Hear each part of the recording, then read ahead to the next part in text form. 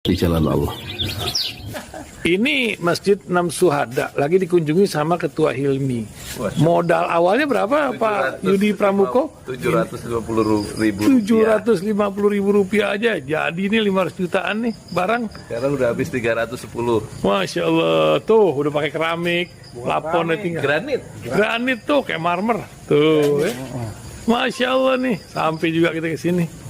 Masjid Enam Syuhada, ngapa namanya Masjid Enam Syuhada, Ya, Pak Yudi? kita mau mendokumentasikan perjuangan dakwah nama anak muda pengawal Habib Rizik Syihab itu. Masya Allah. Yang dibunuh sama orang jahat di kilometer 50. Kilometer 50 ya. Itu kan simbol memperjuangkan dakwah itu kita harus memberikan segalanya untuk Islam kan ya. Untuk Masya dakwah Islam. Allah. Dan nama anak muda itulah yang sudah memberikan segalanya untuk Islam. Masya Allah. Apa nanti nama pemuda itu ada juga di sini mungkin diterapkan? Mungkin namanya 6 syuhada. 6 syuhada itu, Iya. 6 syuhada dipasang di sini, 6 syuhada.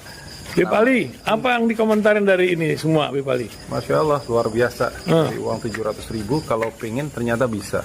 Bisa. Allah kirim. Tuh, bisa. Ya, Masya. dengan masuk satu gang kecil, tapi Bapak ini luar biasa. Kecil tuh. Oh, Masya Allah ya. Satu call aja. Masya Allah. Perjuangan Pak Yudi Pramuko, YouTuber sejagat paling tua. Tertua di semesta. Tertua di semesta. Masya Allah. Tukang donat. Tukang donat. Tukang donat dari Paru. Ini saya laporkan dari lapangan ini, langsung dari Masjid Enam Syuhada. Masya Allah. Dan ini dia. Dalam lihat ah. Tuh lihat tuh masjidnya, tuh imamnya di situ tuh. Malam-malam lagi kita. Masya Allah. Masih kurang nih. Atapnya katanya transfer aja. Assalamualaikum warahmatullahi wabarakatuh. Saya Yudi Pramuko, tukang donat dari Parung YouTuber, tertua di semesta. Alhamdulillah wassalatu wassalamu ala rasulillah. Suwe ora jamu, jamu godong telo. Suwe ora ketemu, temu pisan, ojo gelo.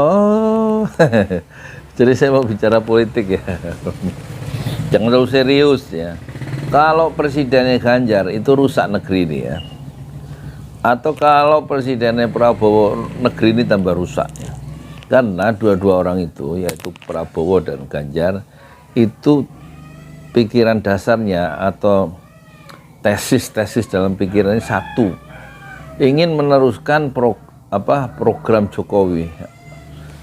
Nah terus kalau pengen meneruskan, bahaya, meneruskan hutang, ya itu maksudnya. Apa yang ada di pemerintahan Jokowi meneruskan apa lagi? Meneruskan korupsi gila-gilaan di era sekarang, ya kan? Iya, bukan program Jokowi korupsi itu, tapi dia unintended consequences ya. Gerak-gerik skala prioritas dari Jokowi itu membuat orang itu jadi korupsi. Ya, memungkinkan orang korupsi, bikin infrastruktur yang di waskita karya korupsi. Terus hilirisasi itu mulai terkuat tuh, ada masalah tuh. Kan kita lihat ya. Jadi program, belum nanti program meneruskan kereta cepat, biayanya membengkak. Yang diteruskan apanya?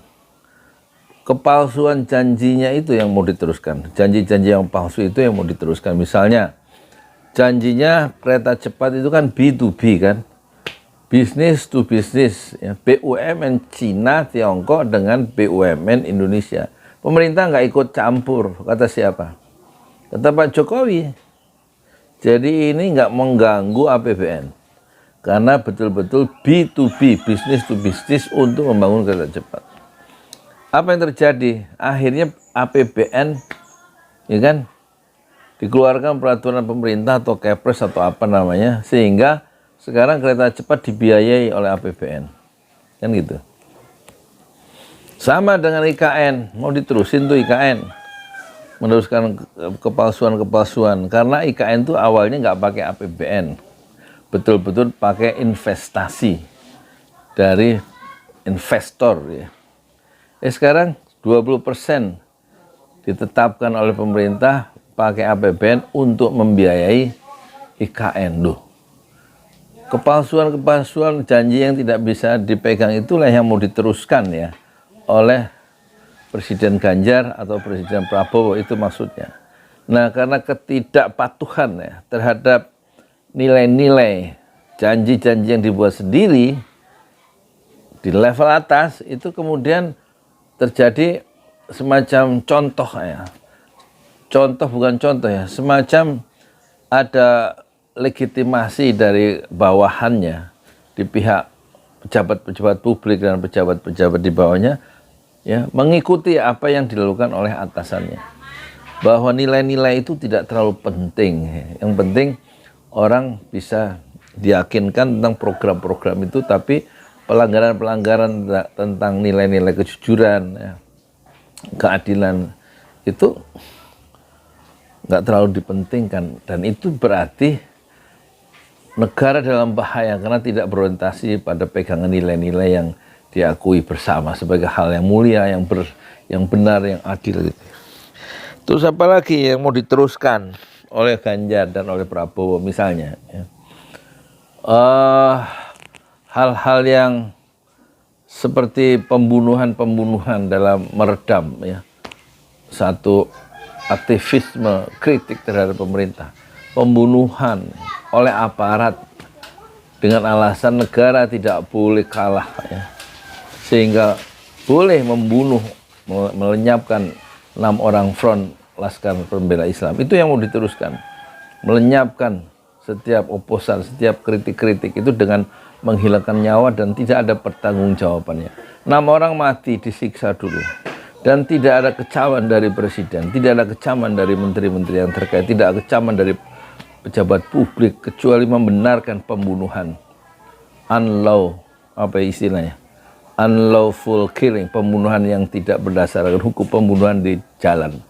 6 orang dibunuh ya. Ya sudah diadili Pak, pengadilan pura-pura aja, masa membunuh 6 orang, yang bunuh itu divonis lepas, alasannya karena membela diri. Lu yang mati gimana? Nggak bisa hidup lagi kan? Korban orang tuanya nggak dipikirin tuh, nyawa anak-anak. Sekarang nyawa dari orang yang ngomong itu, kalau dia yang korban itu salah satunya adalah anaknya atau ponakannya atau cucunya itu, yang 6 orang itu, bayangkanlah berusaha untuk memberikan rasa empati. Kira-kira kalau anaknya itu yang dibunuh itu gimana? Ya, anak dari pejabat yang sekarang lagi menjabat tuh, anaknya dibunuh, itu gimana? Terima nggak?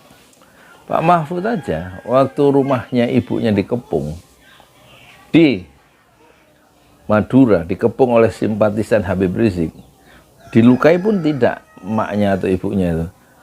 Pengepungan terhadap rumah ibu Pak Mahfud itu oleh Pak Mahfud dikecam sebagai tindakan yang biadab.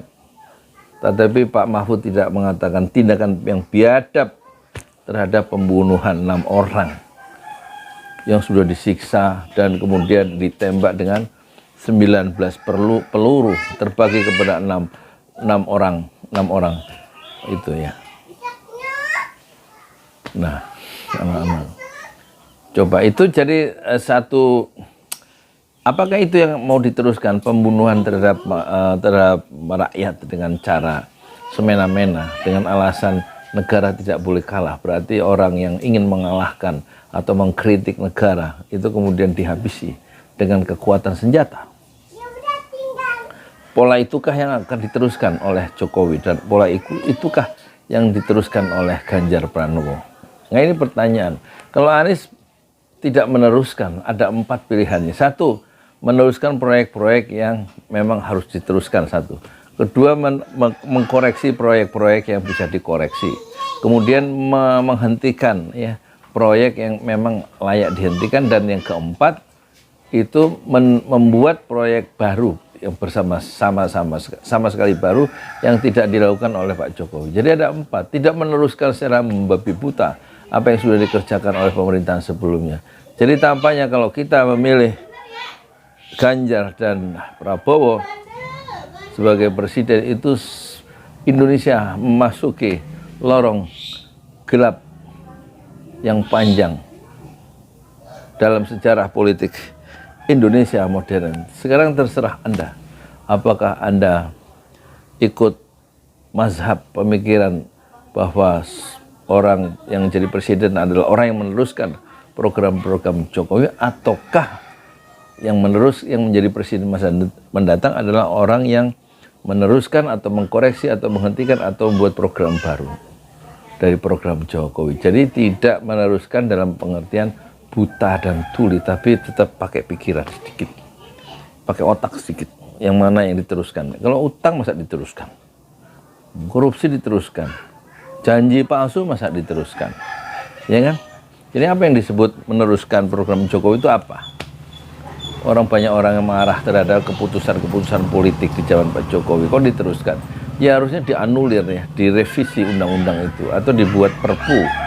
Kalau memang IKN itu mau dihentikan atau dikoreksi, dibuat perpu dan kemudian dibatalkan, misalnya begitu. Assalamualaikum warahmatullahi wabarakatuh.